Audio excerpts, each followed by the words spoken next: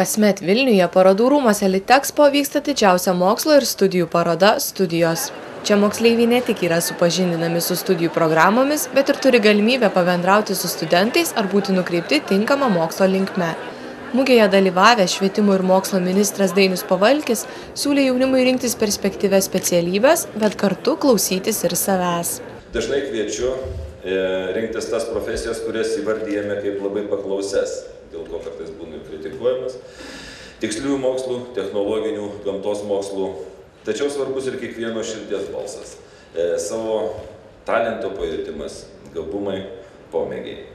Mūsų aukštasis mokslas ir profesinis mokymas sudaro sąlygas kiekvienam pasirinkti tai, kas geriausiai atitinka jo lūkesčius, poreikius ir viltis.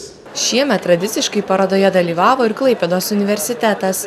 Tad moksleiviai iš visos Lietuvos turėjo galimybę susipažinti su Uostamiesčio aukštąja mokykla ir jos siūlomomis studijų programomis. Šiemet parodoje pristatytas Klaipėdos universiteto stendas skyrėsi nuo pernykščio. Mūsų stende dominuoja tokie dalykai kaip mechanika, elektronika, informatika, tai iš tikrųjų jie pagrindė tokie žmonės ir ateina.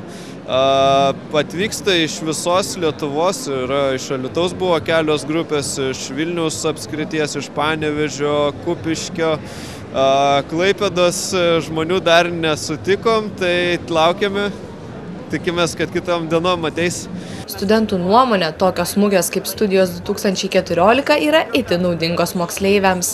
Aš tai manau, kad šita mugė yra ir šiaip tokio tipo mugės yra labai naudingos, nes studentai gali vienu metu paklausti kelių skirtingų mokslo įstaigų apie skirtingas studijų programas ir palyginti, pavyzdžiui, arba tą pačią studijų programą palyginti viename universitete arba kitame universitete ir nereikia važinėti į skirtingus miestus. Ir šiaip gali pabendrauti su studentais, pamatyti, kaip jie veikia, ką jie daro. Iš tikrųjų, tai labai naudinga, manau.